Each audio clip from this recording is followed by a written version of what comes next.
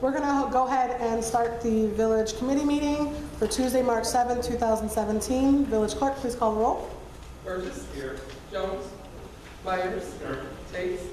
Washington House. Here. Williams. Here. Okay. First item on the agenda is the Cook County Invest in Cook Grant Application Resolution. Everybody should have had this in their box. Just a few notes that I wanted to let you guys know. Pass out first of all, if you read through the resolution, you would notice that there is a suggestion for District 168 to send a letter of support for this. And this is the letter. Can you not hear me? Yeah. No, you can't? Should I just hold it? Is that better? Yes. Okay. Okay. So also, let me pull up the board report from our engineer, Jim Zarnick. Item number 1, Robinson Engineering is preparing an application for the Cook County's new Invest in Cook Transportation Improvement Program. If successful, the grant would provide $150,000 for the reconstruction of 223 3rd Street in Cornell. This is that first resolution that we're looking at. He does state that this resolution, as well as the other resolution, should be on the next board meeting to vote on, because this resolution specifically is due on the 17th. So it would need to be passed on the 14th. So he asks that if anybody does have any questions, that they can reach out to JW, or I'm going to speak for him and say you can reach out to him. I tried to contact him before the board meeting to see if that was okay, and he did not answer the phone call. But if you do have any questions, then I would suggest you reach out to answer those questions before the next board meeting. But this is just for the audience's information and for the board's information. This is a new grant. This is something that has not been rolled out yet, and we are going to put our names in the hat and see if we can get it. And you'll notice on the back, there's the letter also, but this is with the letterhead and everything, just a copy of it. Any questions?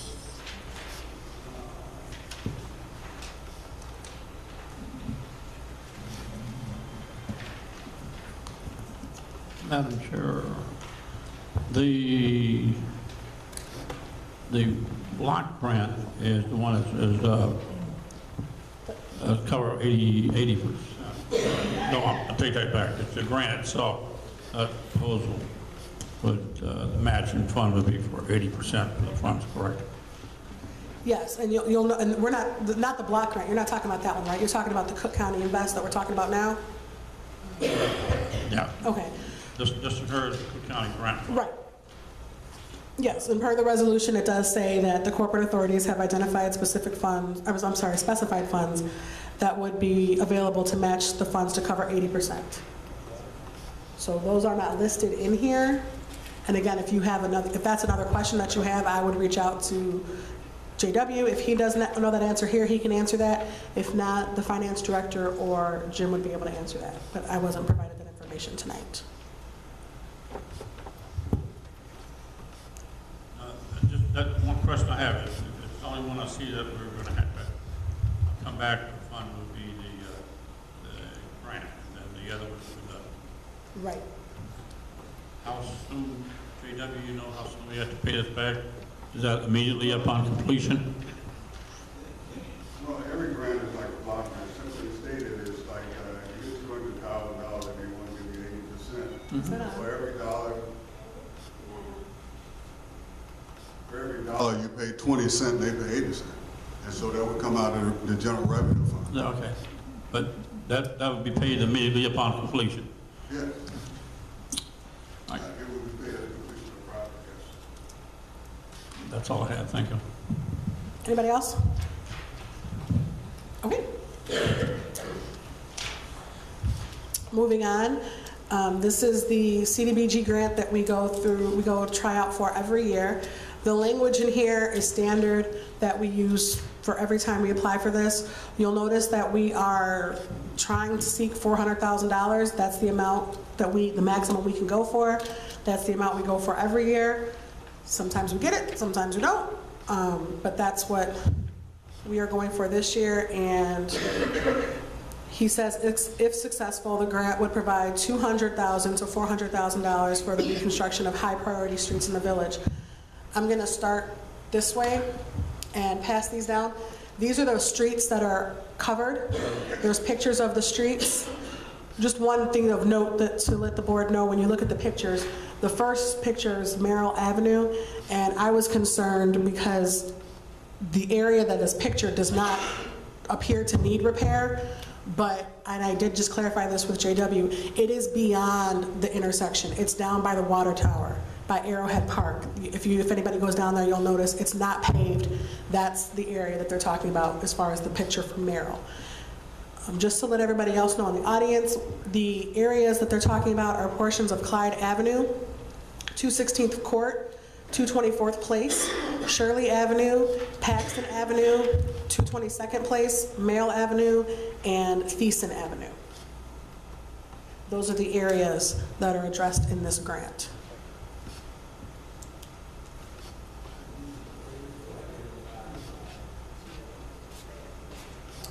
Yes. Yes.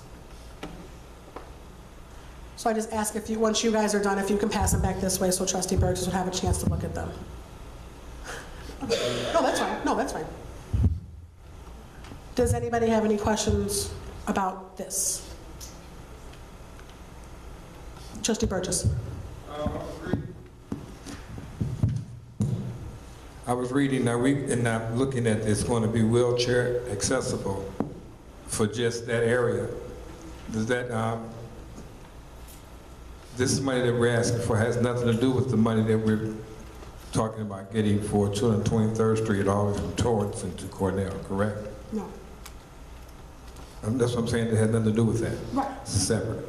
Okay, so we applied for that grant. Now this is a grant for $400,000, and this is whatever we don't get, are we going to use MFT money? Yes.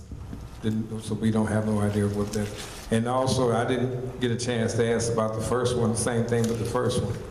Are we going to use MFT money for the $150,000 for the 20%? That I stated before, I'm not sure. It just identifies that the corporate authorities have identified specified funds. Now, JW did state that it was the general fund, but I'm assuming MFT, based on what you can use MFT funds for, that would be an allowable expense, but I don't know what has been decided. Okay. We have one fund, it's got certain amount for certain things. That's what I'm saying. If we don't get the whole amount or the 80% that we have to invest, are we going to use MFT, or you said general funds? Are we going to use it? Okay, and these areas right here that we were looking at right now, are they CDBG eligible? I'm looking on Thiessen, Paxton, Shirley, Merrill Avenue. Are they CDBG eligible? Yes, Jim's already went down there. As a matter of fact, I went to all those different areas, and but for the one you see right here, if you go down further now, you can see all these places really need, they're really bad, need of repair. And this whole thing about the wheelchair access, I think is required now when you use funds, you got to give this over to someone. Right. You got to do all that, for every new grant you have to do that. Okay, because I was not aware that that became a CDBG eligible area over, especially over Thiessen and Shirley. I went down there to this village, but they wanted to make sure we had the applications straight like 3 or 4 months ago. But everybody had to sit there and go through, to make sure you were eligible, even if they would be out or not. Right. Answer that question. Okay, so we are eligible to use this. Okay, because I didn't want to start and get everything started and then to find out we're not eligible, because I didn't know that Thiessen and Shirley had became, because before they weren't, and that's where it is in the map in the office, Sherry's office. You can see where where the CDBG eligibility is at. Okay, so if it became that way, then fine. I didn't know that. They required a representative to come down to verify that, we actually, in fact, the application was was completed correctly, and it included the funds that, that you're talking about, Trustee Burgess. To get CDBG fund, we have to use MFT funds. Yes. I think what Trustee Burgess's question is, and I don't mean to put words in your mouth, but the area that's going to be serviced has to be at a certain economic level. And if you look at the resolution, it says that the service area is predominantly a residential area with at least 50.3% of population residing around the service area being considered of low or moderate income. So those areas may not have been at that income now, but they are now. Okay, they weren't a couple of years ago. Right. Because we tried to do that, and it wasn't eligible. Now, so I was just wondering, when did that happen? So if it happened, fine, but if not, then when we get to that area, we would have to actually use MFT, and do we have, so that's right. So I just wanted to make sure. Okay. Any other questions? Can you repeat those streets? Sure. It would be portions of Clyde Avenue, 216th Court, 224th Place, Shirley Avenue, Paxton Avenue, 222nd Place, Merrill Avenue, and Thiessen Avenue. Thank you. You're welcome. Only questions? Moving right along. Public comment. I ask that all comments and questions be directed to the chair. Each speaker will be given 3 minutes to comment on topics of their choice. Each speaker will be allowed 1 opportunity to speak. And as always, I will be writing the questions down to pass them on to the mayor. Make sure everybody's out to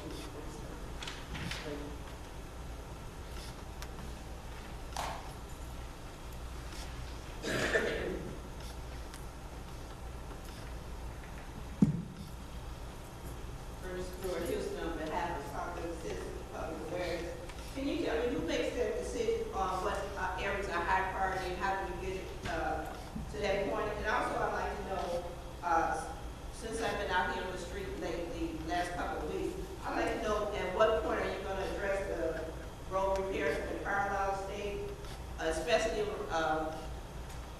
the areas over there by Navajo and Apache. I mean, they got holes so big you got to walk in the streets to get over there. So I'd like to know who's making the decisions on what area to address first. Now, you said that over 53.3 of the population is low or moderate income. I think all of Sauk Village handles that part. So I'd really like to know what's going on with P.L.A.N State. I don't think you guys have been over there since that part has been incorporated into Sauk Village, and also Navajo and Apache. All your questions I said. To answer your first part of your question, as far as who decides the streets, that is something that Public Works Director and the Robinson Engineering decide together. From what I understand, they have a rotating list of streets that to be repaired, but that list is there. But if there's a street that's a higher priority, those streets go up on the top of the list. Now, as far as Navajo and Apache, I don't know where they fall on that list, but I will pass your questions on to the mayor, and maybe he can provide an answer. Oh, I'm sorry, and Carlisle too. I will pass those on to him, and then he can maybe provide an answer. No, thank you. You're welcome. Hi, my name is Fiona Ayers. Can everybody hear me? No, yes, it is. Hello? Is it on? Yeah.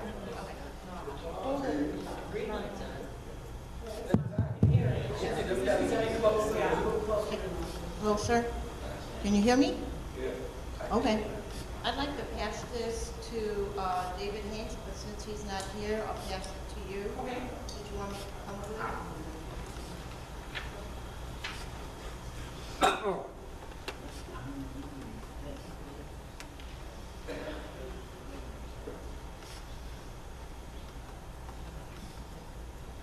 I think I gave my name, Fiona Ayers, and I'm here to address the failure in the processing of the form Sauk Village Emergency Identification Program that I gave the village clerk, Debbie Williams, back in August 2016. The individual filing out the forms must list disability, medication, allergies, and if oxygen is used, where the oxygen equipment is located within the home.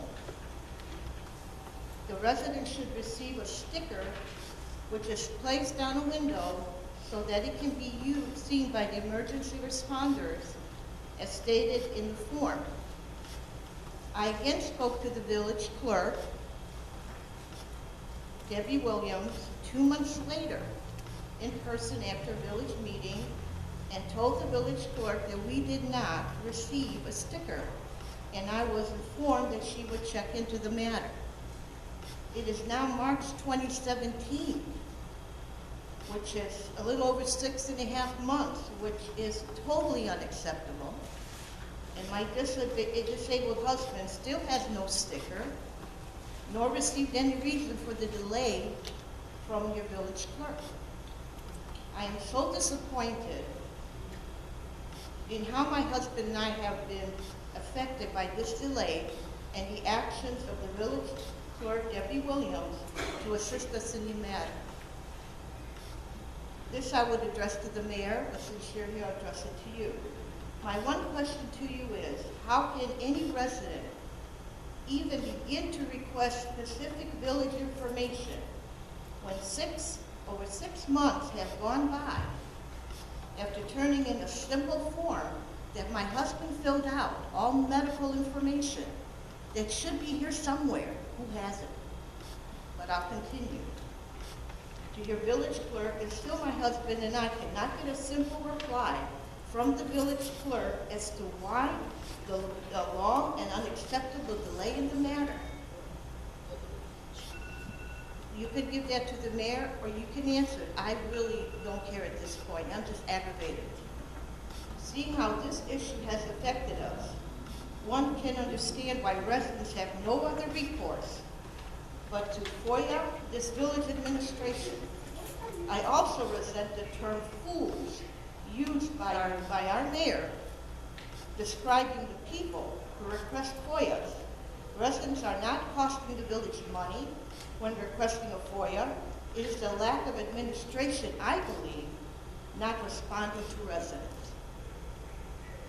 And I'd really like to know where my form is, because it's got information on my husband that somebody here has. I don't mean to cut you off, but we did run out of time. But I don't handle this program, so I won't turn it over to the village clerk and maybe she can address your concerns. First of all, I apologize for you not getting your sticker, but I will tell you the very next day after we spoke, I contacted CalCom. I don't have anything to do with that sticker program. That's a program that was instituted by CalCom. All I did was share it with the residents, and I did tell them how disappointed I was that you did not get your sticker, and I told them that they should immediately follow up on that. And since I followed up the last time, and this is since then I haven't heard any communication from you or CalCom, I was assuming the problem had been taken care of. Well, I'm very sorry that it has not, and know that your personal information has not been given to anyone other than CalCom. That's a program that they started, that they're responsible for. My only role in this is to provide the information to the residents and then pass the applications to CalCom.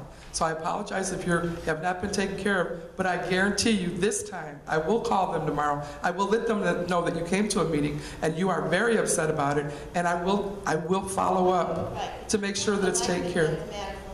I understand. If I didn't hear from you again, so I assumed it was okay.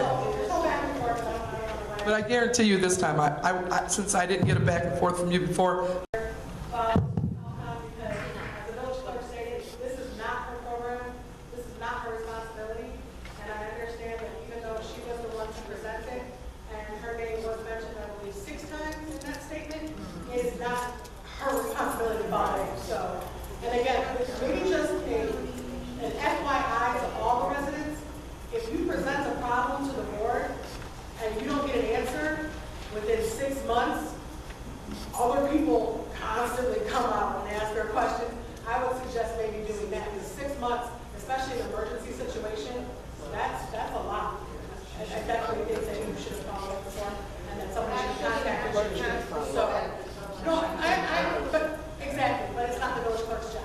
So we're going to have the village administrator follow up on it, because again, to take the paperwork. It's not going to get out. She told me she would personally take care of it. We're not gonna go back and forth because that's in a violation of the ordinance that we have a public comment. But again, if the administrator to follow up on it, that will be. Ready? Okay, on the CDBG grant, it's 10 streets. We're asking for 400,000. I understand we may not get 2. How is that divided, and what streets are selected as far as who got the better preference? You know, because if you would say so, people are looking at their street needs it more than your street. You know, and I hear that, you know, and we haven't even gotten the money yet. See, and that's going to be an issue of conflict, even if we get the money. The other issue is, I wanted to address the hate and distance between people in Sauk Village. It's been gotten to outrageous proportions. It's unreal. You know, we're gonna have to live here. This is the election time.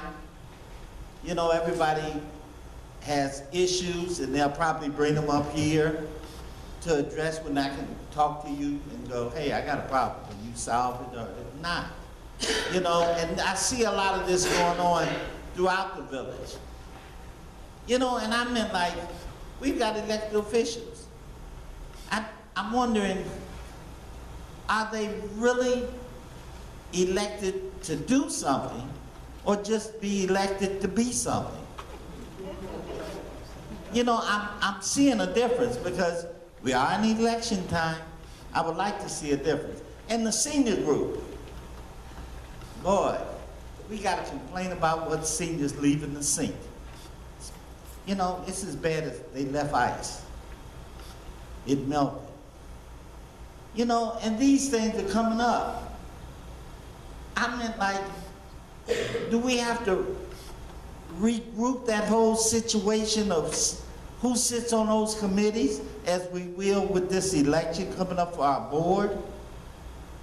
See, because when we worry about ice melting and it becomes a problem to different people, we got to address that. Something's wrong with that picture. It's a lot of hate and distance in the village. People hate each other for no reason at all. And you know, if I'm not mistaken, everybody on that board, I voted for it one time or another. I pushed them more than I pushed me. This don't make no sense. Time? We'll save the 10 for next time.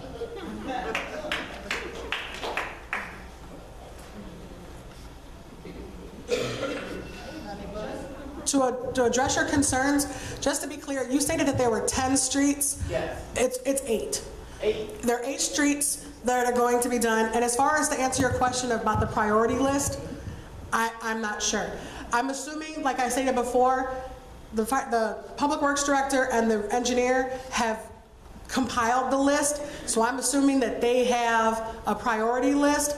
But you're right, we're going for $400,000. It's been a long time since we got the full $400,000.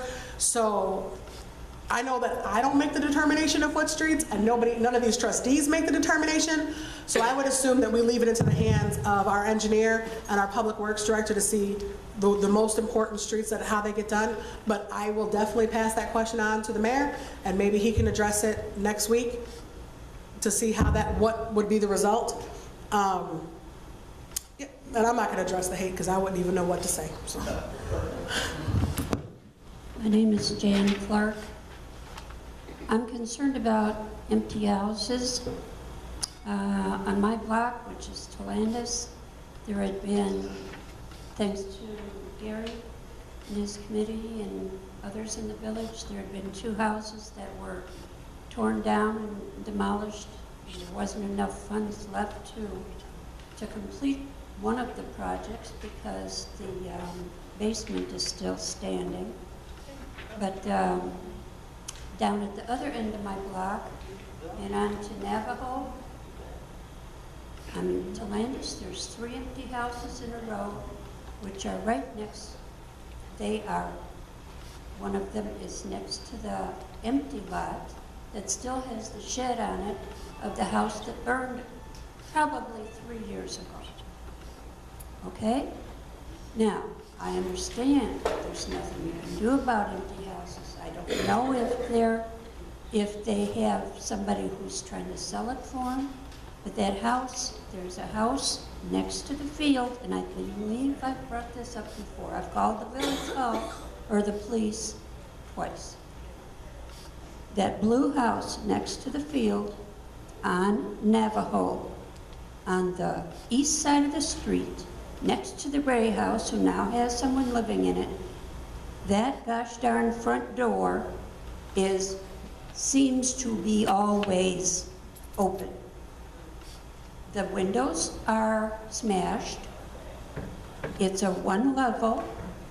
Now the kids on my block are starting to throw rocks at one of the houses and break their windows just because they felt like it, because I was watching them play. And all of a sudden, they picked up stones. I'm not saying rocks, but they picked up stuff and I could hear the crash. I went outside and I used a naughty name for the kids, not knowing who they were, where they were from. I believe they were from right across the street. And one of them was. But the mother started yelling at me from her car. Why am I yelling and using all kinds of profanity? I used 1 word, and I corrected her from across the street. No hate involved here, Larry. But, I mean, I told her, watch your kids.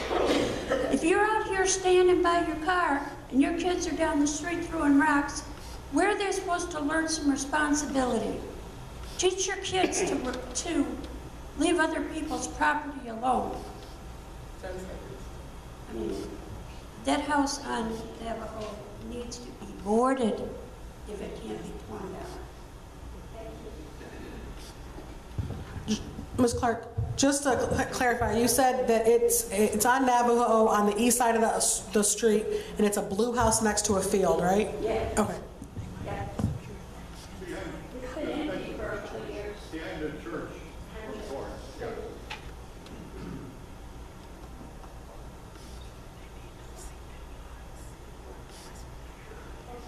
Judy Castier. I have 2 questions. The first one is on the agenda item number 2. You indicated there's a letter that was received on the back of whatever you were reading. And I'd like to know what the date on that is. And the reason being is that you indicated that this had to be taken care of. It was due in on the 17th, so they need the information on the 14th. And again, we're waiting till the last minute, and then we're going to have to come up with, to me, megabucks. What's the holdup? Why wasn't it brought forward to meeting earlier? The second one on the CDBG, not the CDBG, I'm sorry, on Mrs. Ayers and Mr. Ayers with their sticker for the window from P.L.A.N. P.L.A.N. has failed us again. There are multiple people in the village that have oxygen. I'm one of them, and all I can tell you is, in the meantime, use your oxygen place. You could get it from whoever your vendor is for your oxygen equipment. But I think P.L.A.N., I think the niceties with P.L.A.N. is over. They're not doing their job totally.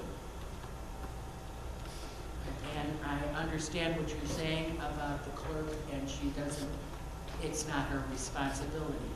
But when she accepted the responsibility from P.L.A.N. to handle this from the resident to her, to them, she accepted that responsibility.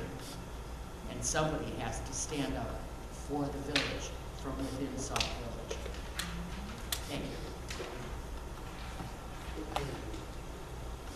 To answer the question of your first question, just to clarify, you said it was on item number 2. The date of the letter is March 1st. Now, as far as why it's coming to us now, it's just, it's just only been a few days. I think that this is a relatively new program. I don't know if this is something that maybe the engineering company just discovered. I'm not privy to why, but we received this letter March 1st. We're trying to do this as quickly as possible, and I understand a lot of times things are kind of presented at the last minute, but this is giving the board a week they've had it since Friday to review. If they do have any questions, they have a week to contact the village administrator or the engineer themselves. But I think overall, if we have to maybe take a week and only get a week to review something and we can get some extra money for some extra streets in Sauk Village, I think everybody could agree that that's a good idea. But again, I think that this may have been something that was just presented. I don't know. If I find a different answer, I'll let you know. If I might, Jim Zarnick and his staff has people that are constantly looking for grants. Specifically, sometimes they come across and that's what happened in that situation. Mike Williams, 1632-216. When you was talking about the CBG program, just so everybody that heard about it, know about it, that's when I first came into this village. I think when I started with CBG program, Rosa was 3 years old, or 5 years old. And the CBG program was hardest, whether you know it or not, when it came into this village, it was to remodel houses. That's what it came in for. It went from that to the street. But when they tell you that you got to put a light in this hole, that's what it means. You can't go to work and change that. So when they ask you that, you might not know the correct answer. But believe me when I tell you, Daddy know it. And Mr. Meyer will tell you right there, sitting right there. That's how we met through the CBG program in 1989. That's how we met. The other thing is that some of these things that they stand up here asking me questions about, I don't know, but I have this way of when I want to know something about something, I go to the person direct. So to stand up here and try to make that person look bad, don't do that. That's not what this meeting is about. Believe me when I tell you, it's not what this meeting is about. If you want to know something about what's going on in the village, whatever with the water, go to the water person. They're here, go to the water person. You want to know something about the finance, go to the finance person. If you want to know something about who ain't paid their taxes in the village, come to me. I can tell you who they've got a whole list of them. But that's what we need to straighten out around here. Quit step, you're wasting people's time trying to be like them, know all this stuff and blaming people for it. Go to that person before the meeting and ask them questions. Thank you.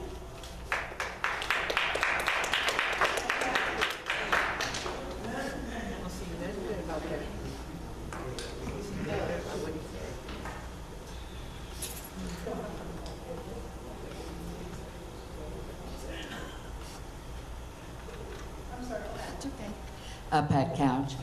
On public comment, number 4, there's a line that clearly states each speaker will be given 3 minutes to comment on the topic of their choice. 2 weeks ago, I had come up to the mic and made some statements, and 2 of the trustees were rather upset, but they're the same 2 trustees that fought real hard to get that in there, that each speaker can speak on any topic of their choice. So, just so they know, that's what we did. The second thing that I'd like to ask is, Christmas Day, there was a mishap of a building being hit by a car that to this day is still boarded up. And why has that building not been repaired or insurance taken over and fixed that building? If it had been any other business or building, it would have been fixed or something done right away. And I just think it's been going on 3 months, and I think that would be sufficient time that it should have been repaired. I think that's all I have. Thank you.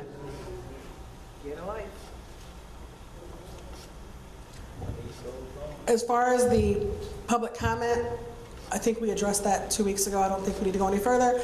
And as far as the building, I don't have an answer for that. I would assume that that's a code question. I don't know if JW, if you want to follow, but I don't have an answer for that.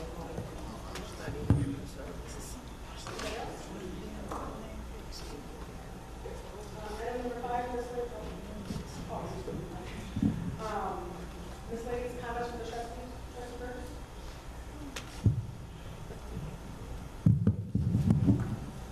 First of all, I want to say Public Works meeting will be tomorrow here at 7 p.m. at the Village Hall. And also, Mr. Fairman, I'm still waiting on an answer about the consensus voting of the water fund distribution. I know you and the mayor last week stated that I had got it. I looked through my notes. I did not get the one for January, so I would appreciate it if I've been asking for about 2 months now. So just wanted to let you know I came in yesterday, but no one was here to try to go over it. But I can't make it here every day. And the last question, I just wanted to, I appreciate the resident that made a conscious effort to see how long it takes to fix something in the village or to repair property. But if we had that type, we wouldn't have the abandoned homes, the homes that are, there are homes that are unrepairable that's in this village, and we just don't have the money to knock them down. We should be worried about things that are a hazard. I've seen homes that burnt down or burnt up, but they were not taken down because of lack of funds from the village. So if we would worry about those types of things where they are a hazard, where a child or someone can go in there and get hurt, that would be something that we should really, really look at. But when it comes to insurance, I don't know about you, but a lot of times when you try to get things done, the insurance company has to cross all their T's and dot their I's to make sure. So that was between the business owner and the insurance. Anytime that is like that. So it's not a matter of, as was stated before, I should go in my pocket and go and get it fixed. I don't own anything. I just rent.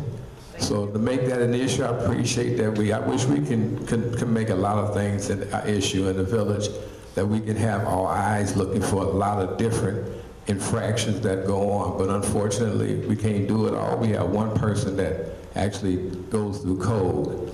But I appreciate the resident looking out, appreciate the resident bringing it to the attention, and I just hope that the insurance company and the owners can come to some conclusion. But thanks very much.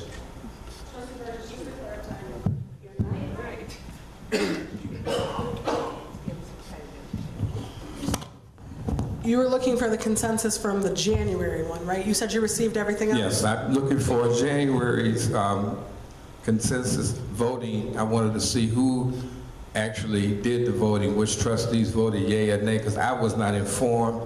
I didn't get a call, a letter, or anything like that of the withdrawal. So it was told last week by the mayor that I did get a copy, and I did not. I have since January, I've told everyone involved my email address, and because the one that I had, Outlook, just doesn't work. So that's what I had said, and the mayor knows what I was talking about. So maybe you could. Okay, yeah. I just copied you on the email, so you should. Well, Mr. Fairman knows about it, and so does. Emailed the finance director. I copied you on that email, and I asked that the entire board be provided with the information that you see. Trustee Washington House.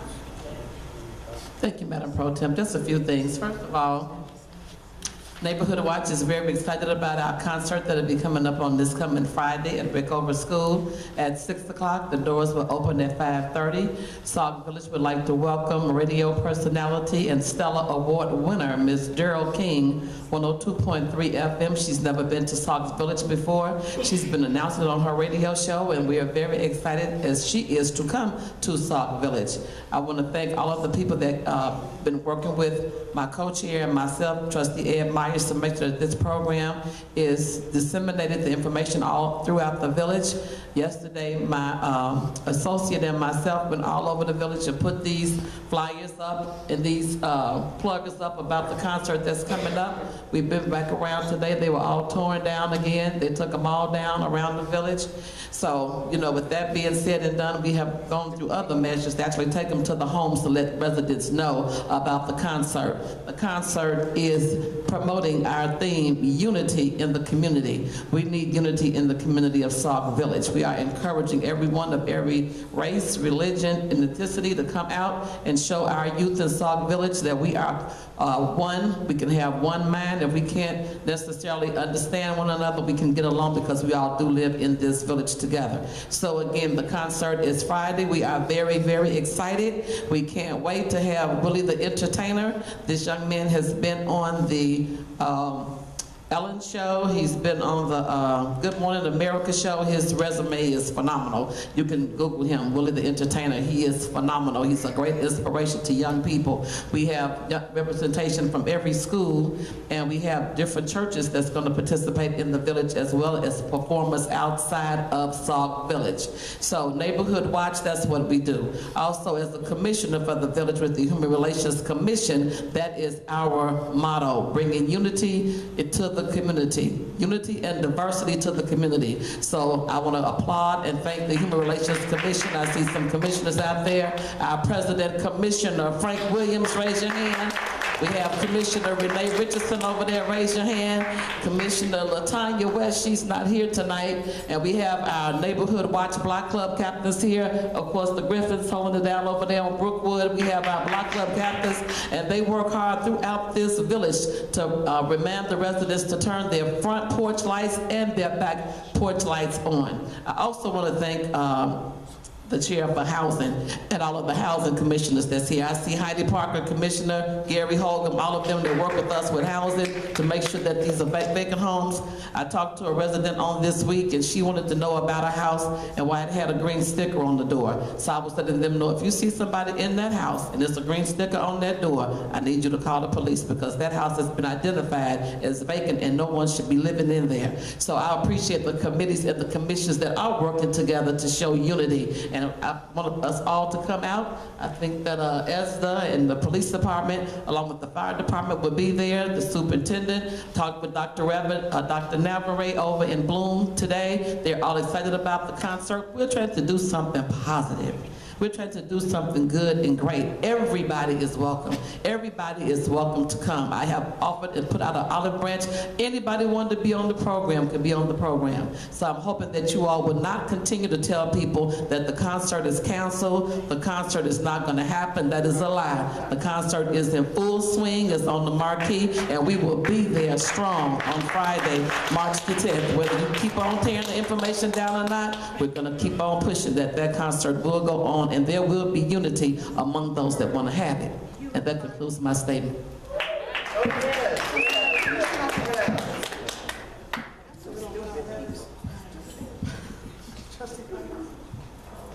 Thank you. Just a couple of things. First of all, on the damaged houses, every time the fire department gets a house and it burns to a point where it cannot occupy, then that house is, if it has insurance, the next day I personally contact the insurance company and inform them of it. And if it's a point where we have to bring in a fire marshal, then the fire marshal comes in, and I do know for a fact there's 3 houses in this town that the Illinois State Fire Marshal still has a hold on them, and they probably won't do anything. I will contact the fire marshal tomorrow about the 3 houses. And I definitely agree with Mrs. Clark. The one house over there needs to be taken down and taken care of.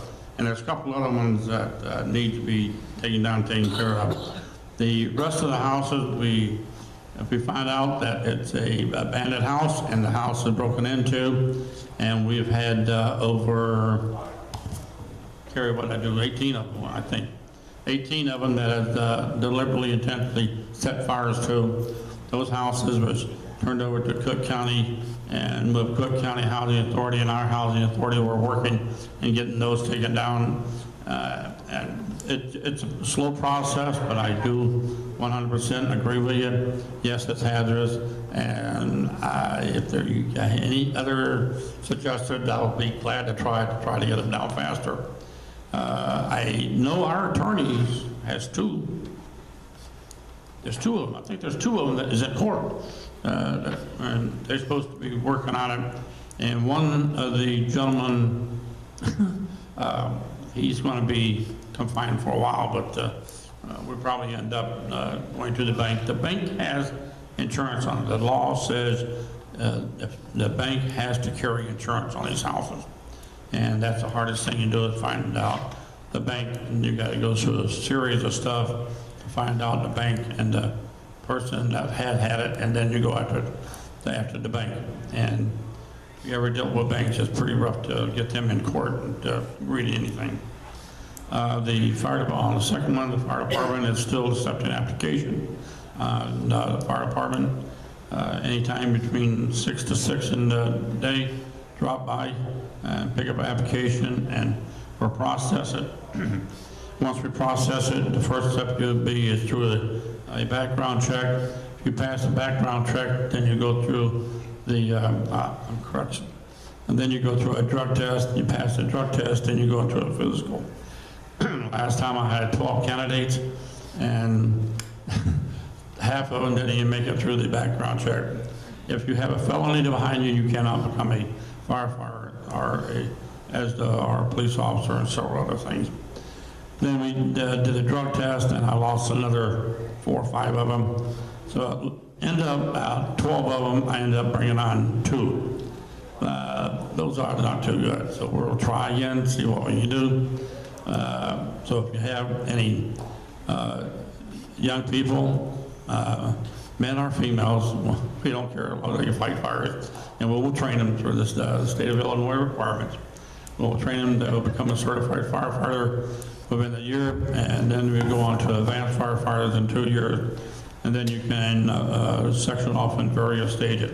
Once again, if you know anybody, any friends or anything live within the boundaries of the village of Sauk Village, please come to the fire station. Thank you, that's all I have. Okay. Just a couple of items. All these items are on the back table.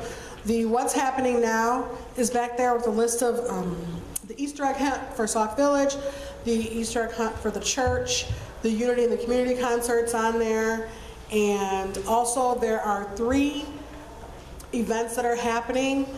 The Property After Death Workshop, which is also a bilingual presentation. That flyer is by itself, that's back there, so just for anybody to know. There's also going to be a spring craft and vendor show. There's a flyer back there for that.